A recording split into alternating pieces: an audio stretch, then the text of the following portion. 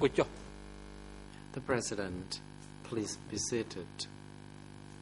The court is now back in session.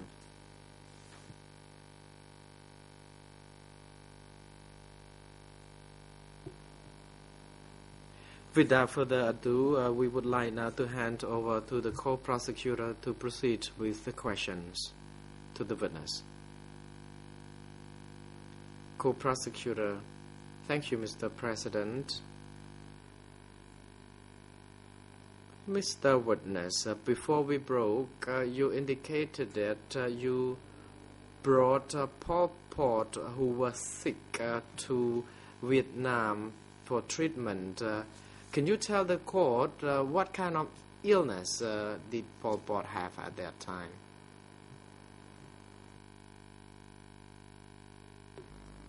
Response. Pol Pot had malaria.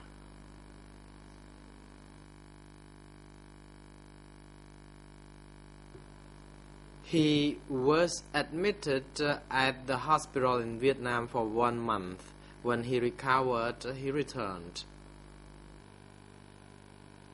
Question. So it is fair to say that he came to Cambodia after he recovered. He spent 1 month there. My next question is, what was the reason behind sending him all the way to be treated in Vietnam?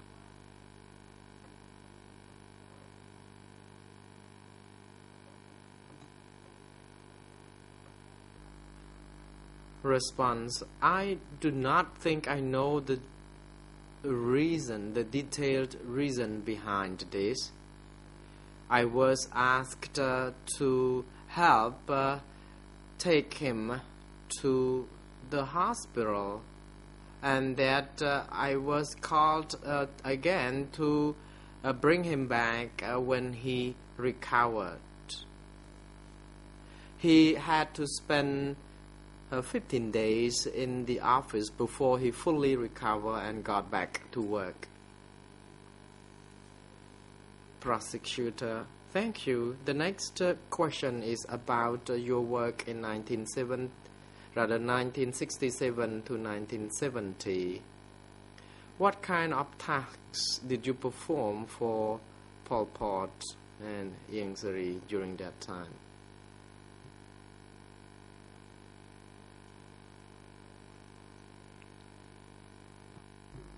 Response. During this period, I had worked under instructions from them. I worked as a messenger, carrying letters to districts, and my permanent role was doing farming. I had to farm 24 hectares of land using buffaloes as the means for plowing the fields. At that time, we also had 300 soldiers stationed at the northwest to assist us with the farming.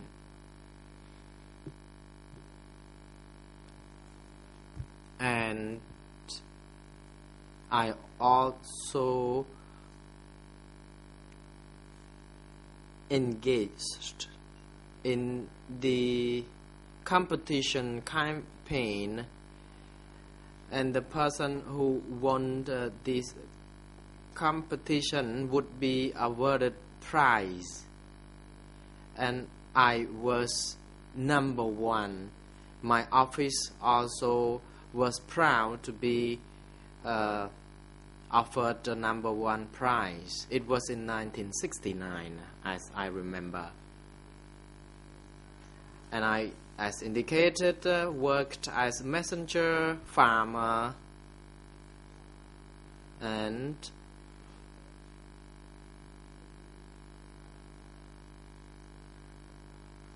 during that time American bombardments were widespread all across Ratanakiri. Drums were dropped in villages and districts, and we had to take refuge in jungles. We would move from one place to another. It was really difficult.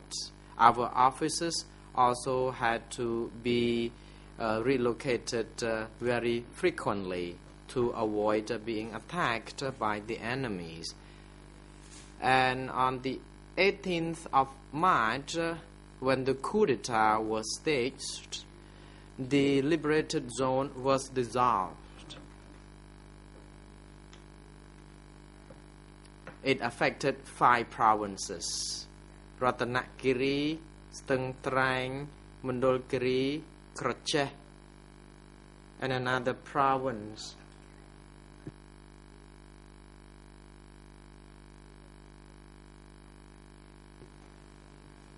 So we worked mainly in Ratanakiri, where there were jungles where we could take refuge and moved about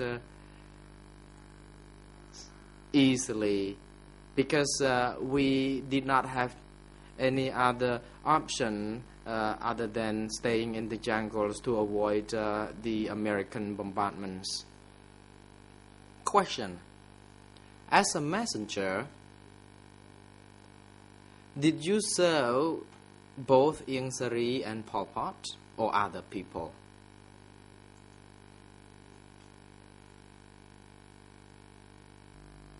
Response: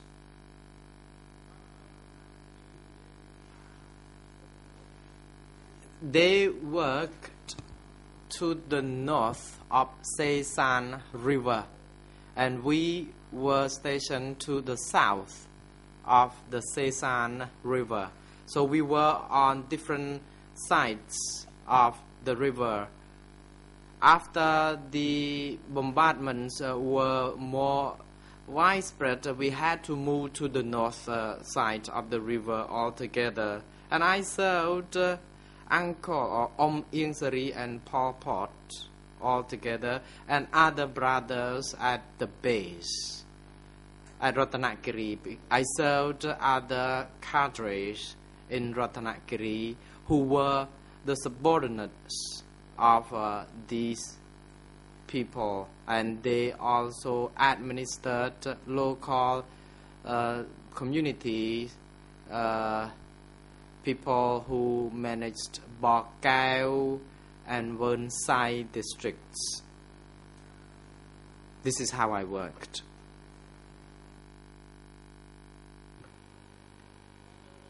Thank you. Question: do you still remember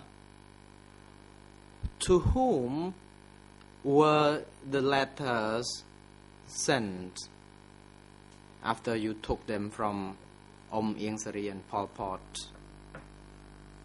Response: I indicated already that Ieng Sary was to the south of the river side and Pol Pot to the north.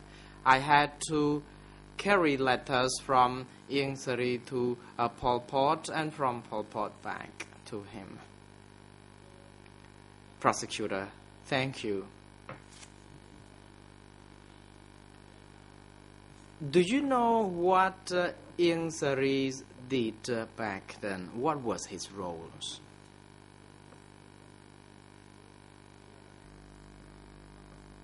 Response: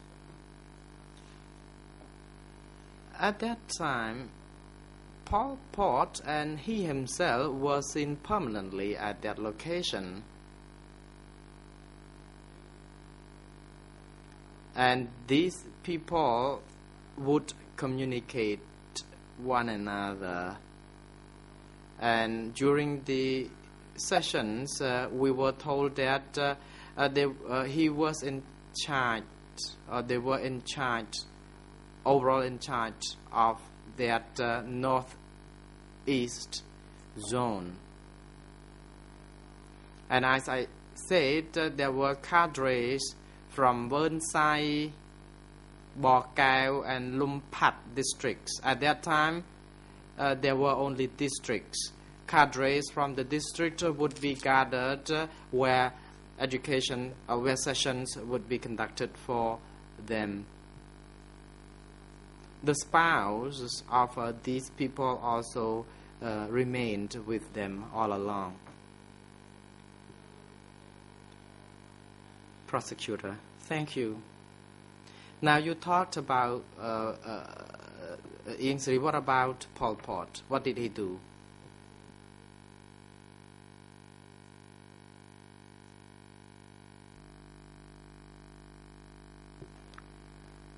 Response: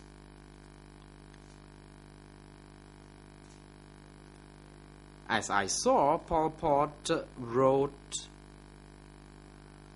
documents, messages. The letters from him would be then distributed to other locations, to Wen Sai, Bo Kao, and Lum Pat districts. The letters were seen to be taken from him. Sometimes he also provided educational sessions to cadres who gathered from sectors and districts.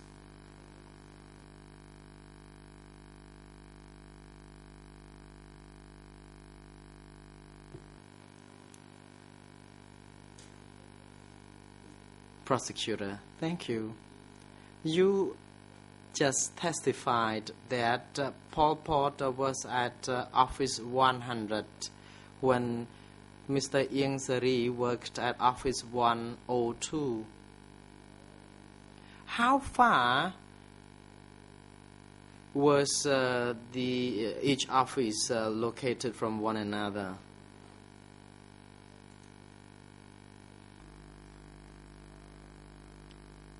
Response: Office 100 was about 3 kilometers from Office 102.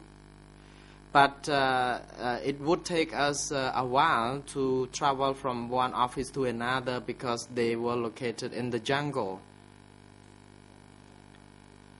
Prosecutor: Thank you. Could you also tell the court about the security, the guard, how security was provided in the location?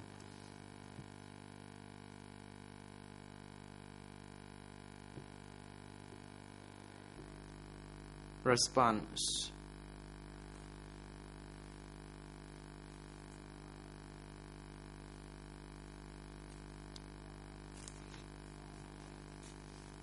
All the ethnic minority groups were there. There were about 60 people, 30 of whom were deployed to Office 100 and other 30 was deployed to Office 102 to provide security to the leaders. There were inside security guards and outside the complex of the location, and we were formed into a shape of triangle, and we were told to maintain secrecy, and we were told that if we could maintain secrecy, we could win the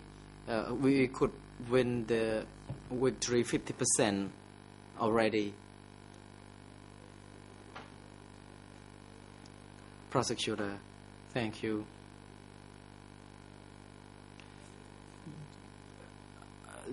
During that time, what was your observation concerning the relationship between Pol Pot and Ieng Sary? How close was such relation?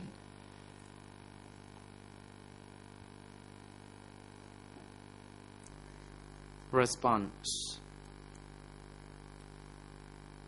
They were close as friends and siblings. They loved each other as colleagues in the resistance. They respected and loved one another. They shared everything, including foods. So they set a good role model, and we also had to follow the model. Prosecutor, thank you. In Ratanakiri, in these offices, during that time, had Pol Pot ever been abroad?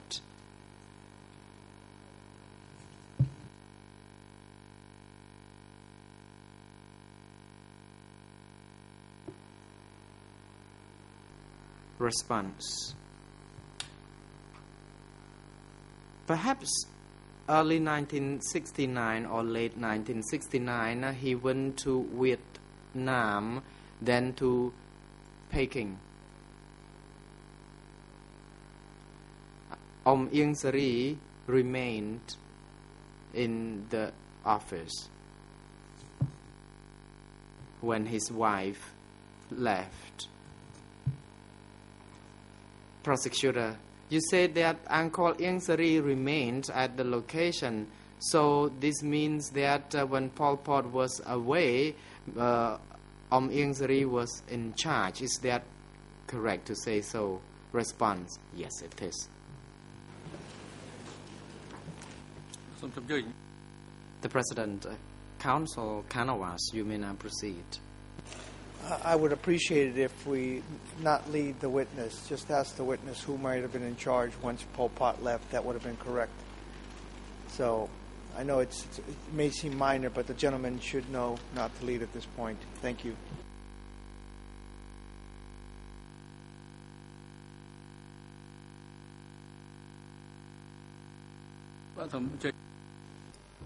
The President, Co-Prosecutor, you may continue your questions. Co-Prosecutor, thank you, Mr. President. Early on, you indicated that you did farming and that the farming was assisted by some soldiers.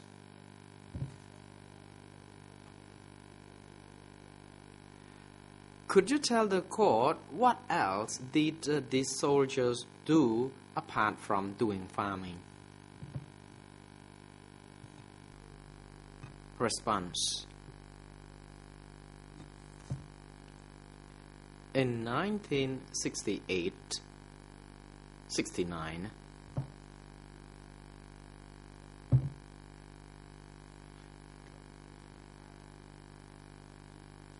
what I saw was that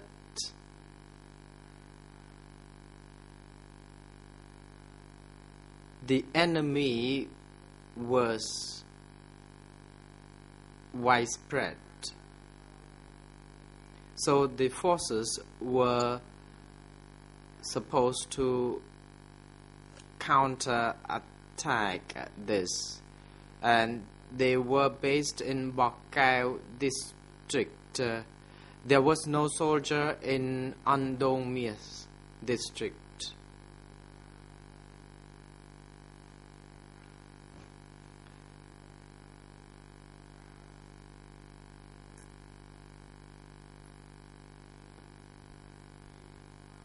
We had to contain the enemy,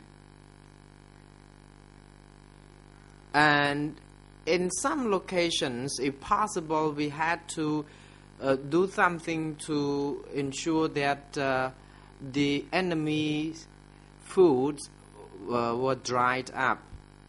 We did our best not to allow the enemy to expand the scope of its barrack or base.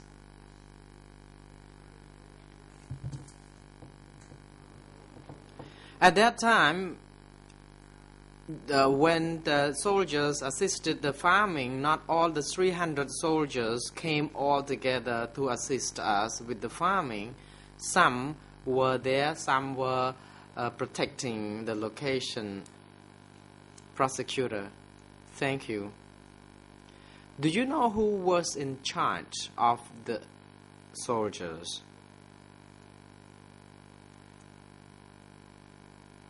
Response.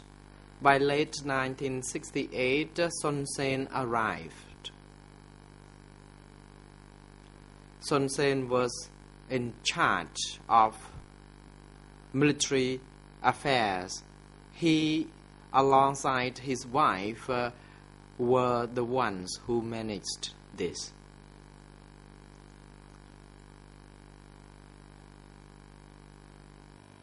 Prosecutor, thank you. From 1967 to 1970, were there any other leaders, apart from the people you referred to, been to the location?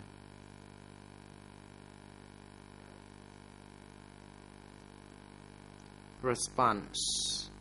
As indicated, from 1967 there were Ieng Sari, his wife, and in late 1968 there were Son Sen who arrived at that place. Koi Thun was also seen there, but he was not there permanently. He went there for 10 days and left and came back. Nuon Chea also went there before he moved to Kraches province.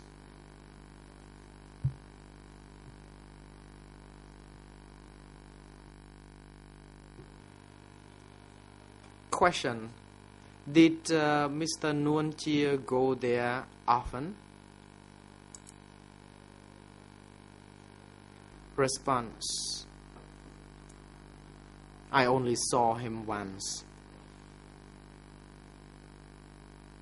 It was in late 1969 already when I saw him. He was there briefly, about a few days before he left.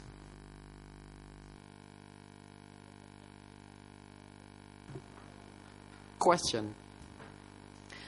Do you know what Nuon Chea did when he was there for a few days? Response. He went there to meet his people. He met with Pol Pot, Ieng Sari, Nuon Chea himself, and Koi Thun. They met together.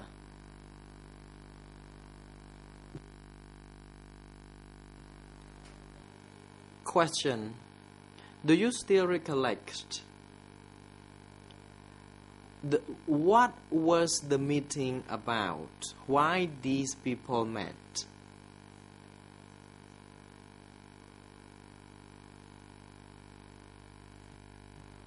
Response. I'm afraid I don't know the detail.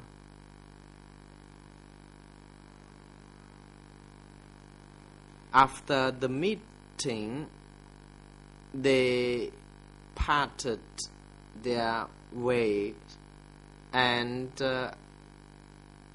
we were also asked to attend a meeting where we were told about the situation within each province and what we needed to do with our forces. And it was the meeting chaired by Pol Pot. The meeting was about to enhance our capacity in our work and to achieve our goal as intended. Prosecutor, thank you. Do you know the person by the name of Pong? Was he there in Ratanakiri back then?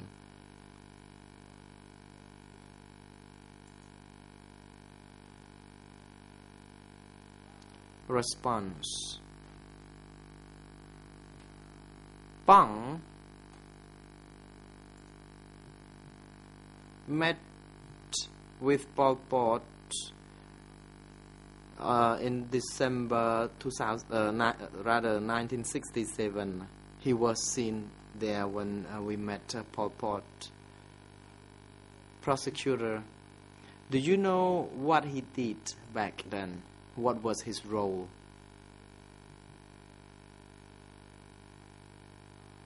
Response. Pang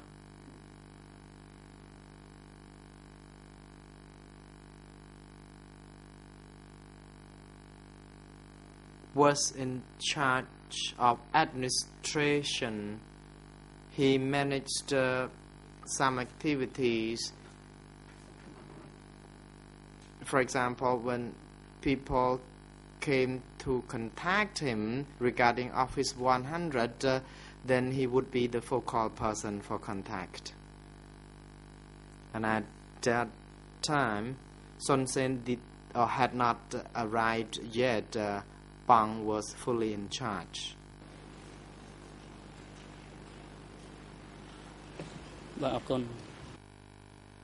Thank you. In Ratnagiri province, do you know whether there was any security center?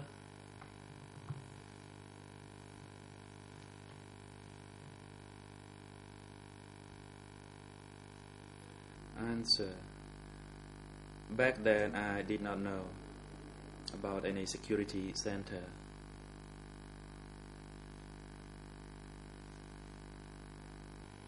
Thank you. Can you recall whether the party's leadership in Ratnagiri province stayed there in Ratnagiri until when, and if they left, when did they leave?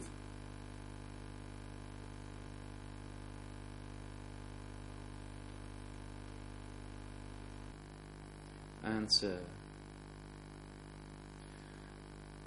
In Ratnagiri province, those leaders, as I mentioned earlier, that is Bong Man, Ieng Sari, Pol Pot, and later Son Sen. These four individuals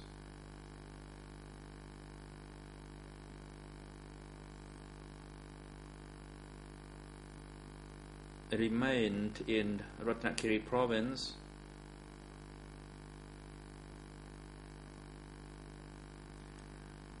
Maybe I misunderstood your question.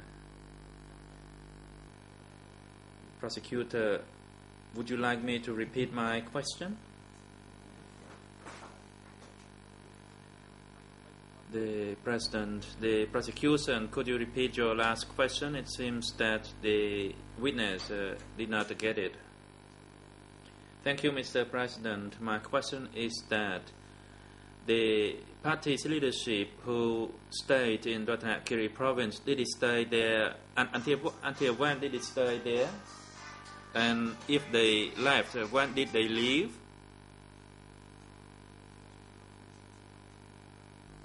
Answer.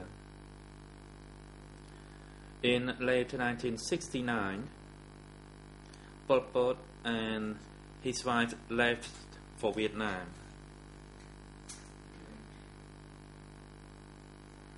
And Bong Man went to Previhi province. As for Ieng Sari, he remained there. Son Sen and his wife also remained there. However, after his trip through Vietnam and through Beijing, by May, Pol Pot returned. I went to receive him at Kon Tui Niet in May.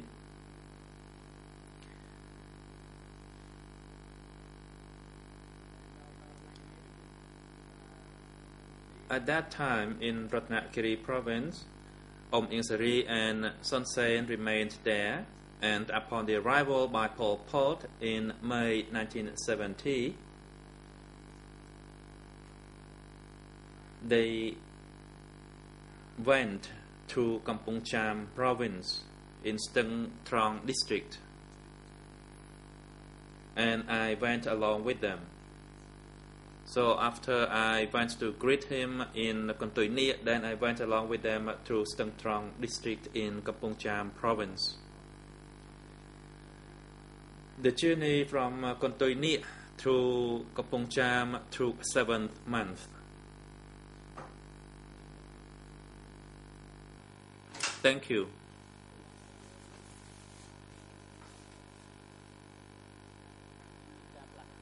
Did you know the reason for the relocation of the office? Answer. He told me that due to the changing situation, which it became a little bit better, we had to mobilize our forces. Some forces had to mobilize outside to gain support for the movement, and inside the country, other forces need to manage to lead the masses and the military.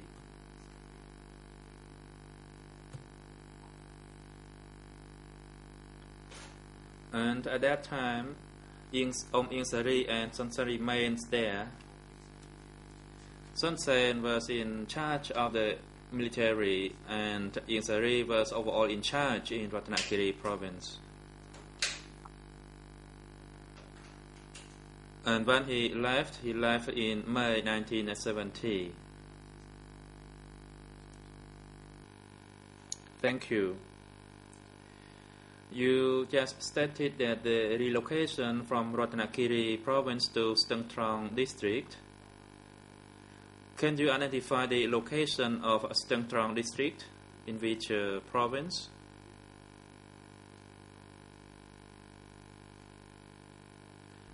Answer. Steng Trong district was there was Tropang Prey village, Tabai village, Tropang Tum village, and Bang village were part of that Steng Trong district. And there was a location called Tul Sambu as well in that part of the jungle, which was within the vicinity of Prey Prasop district leading to Kracheh province. Thank you. Question regarding those locations you mentioned, how far were they from Steng Chinnet, if you can make such a comparative distance? Answer. From the office in the jungle, we had to cross Steng Chinnet before we reached Tropang Tum village. It was not that far.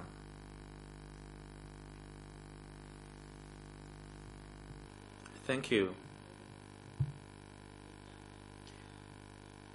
Can you recall the new location that the CPK leaders went to make their base there? What was the name, or was the name remained the same? Answer. It was known as S71.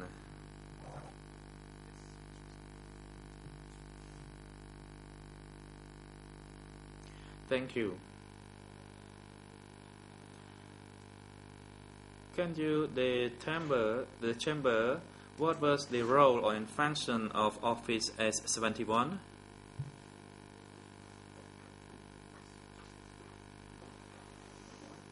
Answer. That office was the very important office.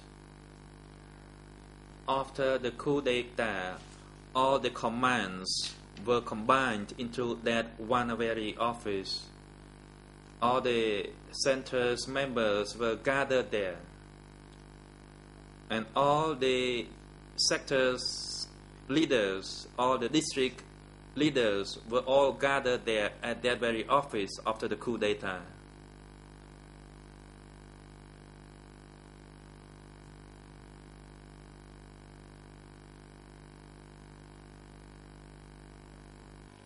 Thank you. As for you personally, did you meet Khieu Samphan frequently then?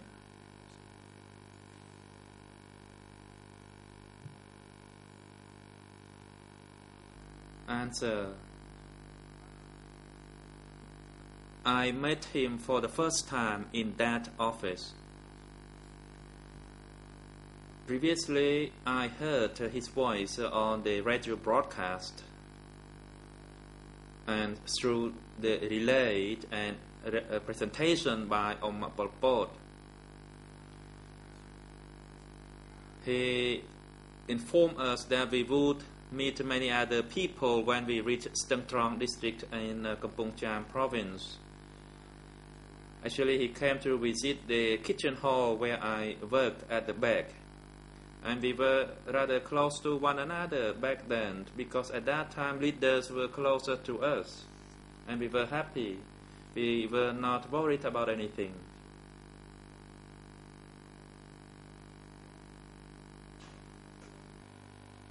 Question.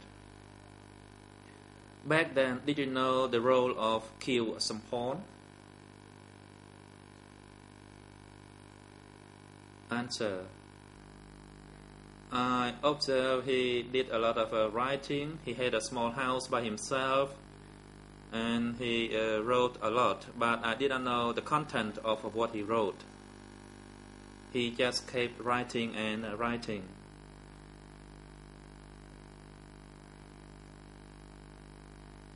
He was very educated in both the Khmer and the French languages.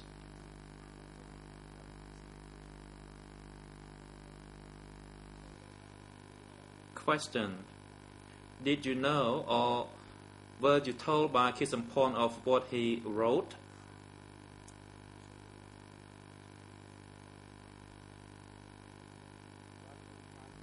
Answer. No, he did not tell me. However, he had a group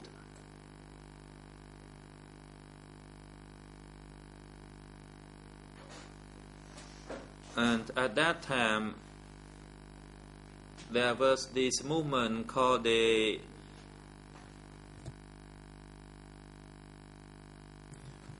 National United Front, and he wrote everything for that front movement. Question. Back then, did you know about the content of what did he write regarding the National United Front? Did you know it by yourself, or were you told or informed by any individual? Answer. The content was broadcast on radio, and I listened to it, and later on there were also documents discussing and talking about the National United Front. I read those documents, and so did other people. And sometimes he also gave lectures in study sessions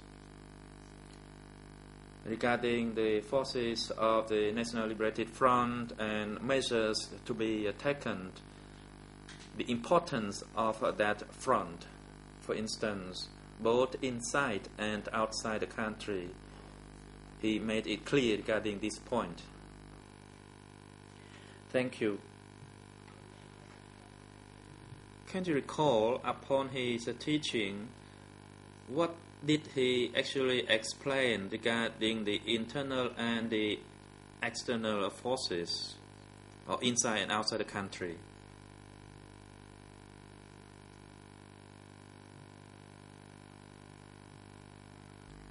Answer.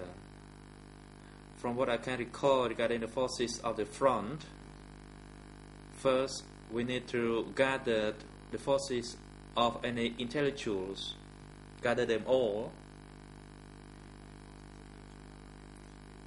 and next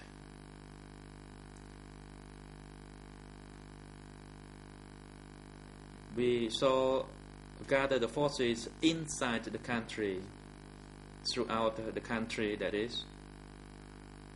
Of course, there were distinctions regarding the class levels, and we had to gather all the forces possible to the large extent if we can, without only focusing on the workers and the peasants classes, but on all strata of the society.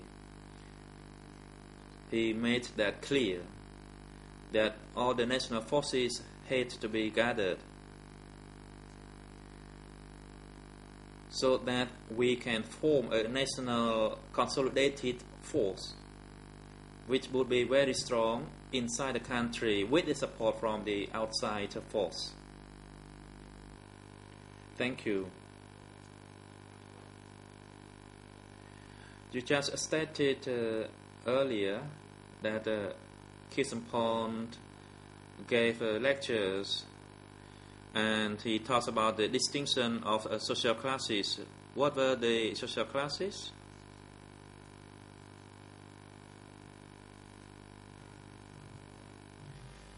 The President witness, please wait. We will hear the objection by the Defense Counsel first. Counsel, you may proceed. Thank you, Mr. President. From what I heard from the witness response, he did not say that Kisampon lectured regarding any classification of social classes. He only talked about the consolidation of all the forces in the country.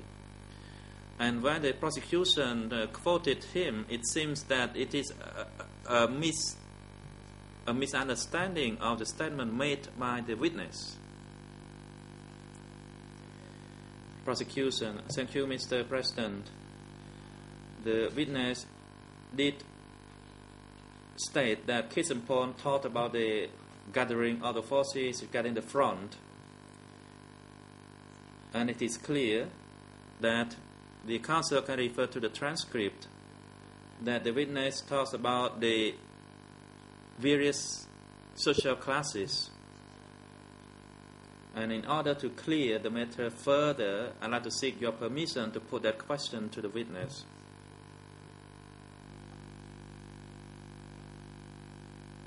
You may proceed, says the President. Thank you, Mr. President. Mr. Witness, as the Defense Counsel stood on his feet and said that you did not talk about the teaching of Kisampon regarding the classification of classes. Can you clarify this matter a bit further? Answer. Just then, I said that his teaching regarding the front was to gather the forces both inside and outside the country. And for the forces inside the country, there were classes, there were distinction of social classes, and we only not talking about the workers and the peasant class, but we talk about all the strata or all the classes in society.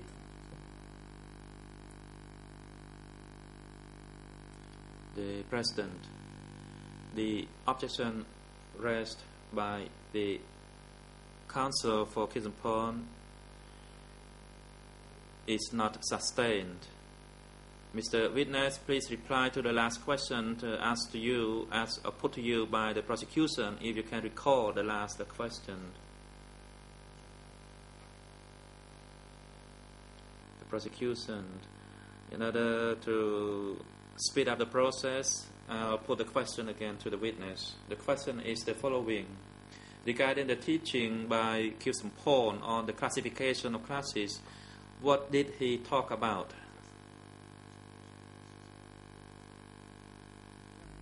Answer. What I knew was what I stated earlier, that is to mobilize the forces both inside and outside the country, and not just to focus merely on the worker and the peasant classes, but we tried to gather all the forces possible throughout the country to consolidate into one national force. Thank you. Question. During the journey for the relocation from Ratanakiri province in 1970, did Ieng Sari take part in that journey for the relocation with the other party members? Answer. Ieng Sari did not take part in the journey because he remained in the Ratanakiri province. Thank you. Question. Can you recall until when did Ieng Sari remain in Ratanakiri province?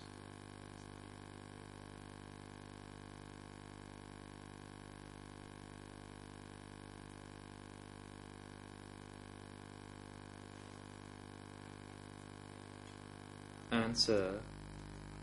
Based on my recollection, he remained in Ratanakiri province until early 1971 when he left for Vietnam.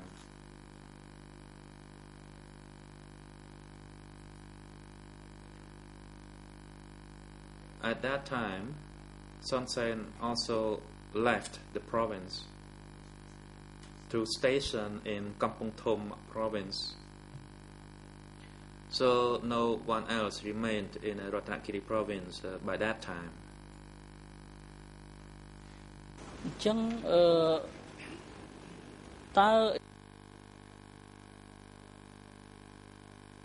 Question. Until when did Ieng Sari remain in Beijing?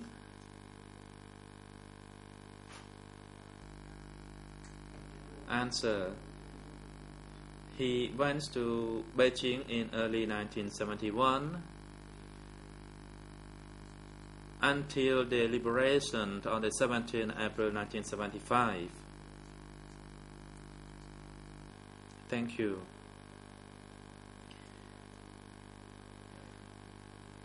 Can you tell us what role did he perform during his time in Beijing?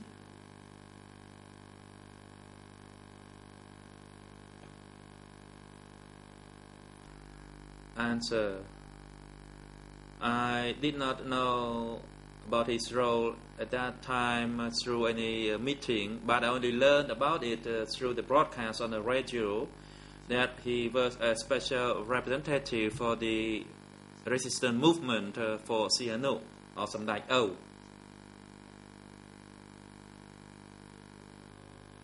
Question.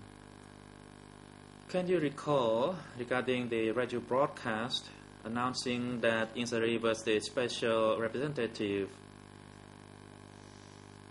What was his functions? Can you recall that?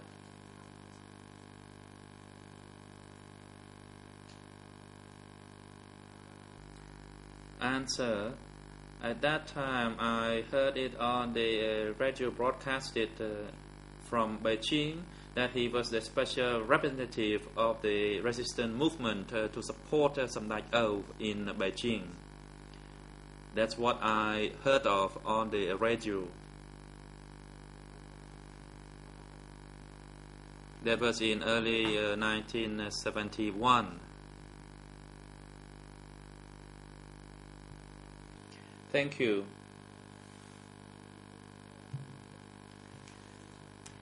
As for yourself, during the time that you were at the office S21, what was your role?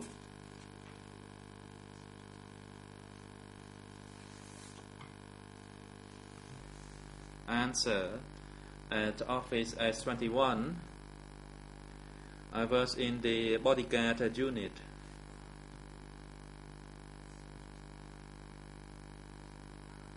And I did not station there permanently. Frequently, I was on mobile to the zone committee or the zone office, for example, through the East Zone or through office to also Zone 304. But when I remained in that office, I was part of the bodyguard unit.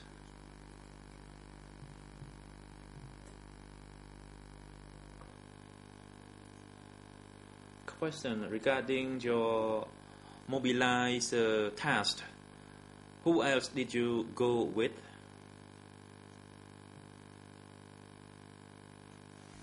Answer. I went by myself.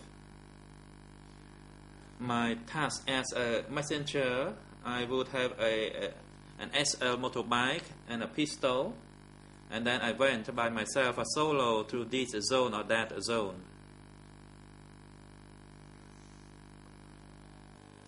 Questions regarding the delivery of letters to this zone or that zone.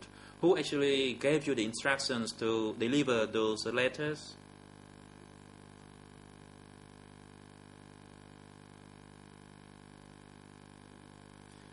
Answer.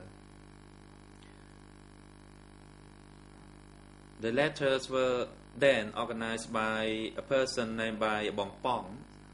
I called him Bong Pong, who actually administered the letter delivery.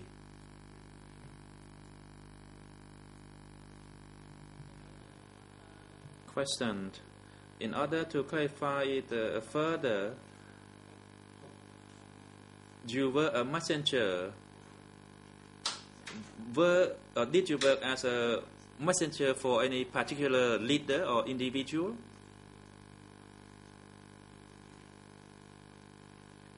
Answer. At that time, usually each letter, for example, a letter through Zone 203 that is to be delivered to Sao Pham, and to Zone 304 was to deliver to Koi Thun. As for the southwest, it was to be delivered to Tam Mok.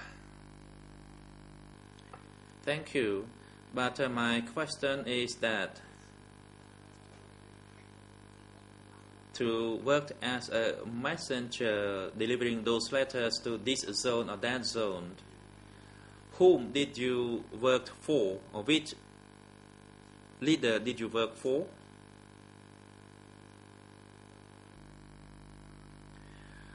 Answer. I worked for the leadership group that is for Pol Pot, because at that time I worked for him, so whatever he ordered me to do, I just did it. Thank you.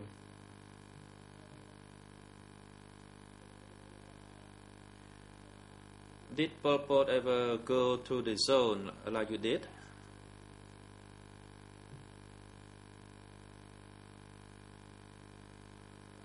Answer. Yes, he did. He went to 203, he went to 304, he went to the southwest.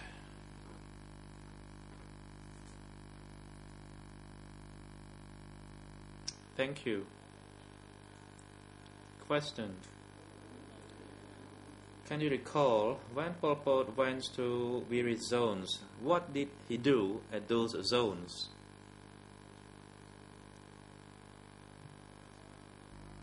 Answer. When I went with him, he would go to the zone office to meet with the zone committee. That's the first thing he did. And then he would invite all the sector leaders or chiefs to come and work with him.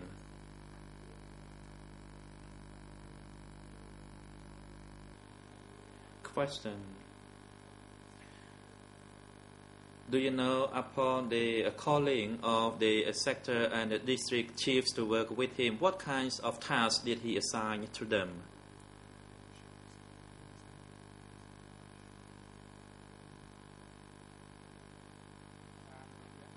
Answer.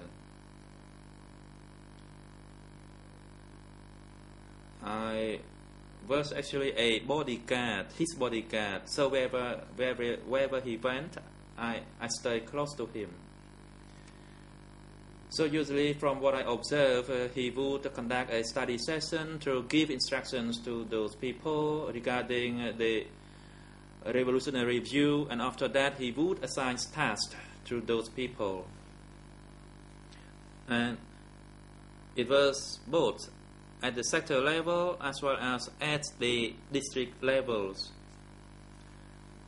And he gave detailed instructions regarding the specific situation in a particular zone or a sector or district, and what measures need to be done in order to improve the situation.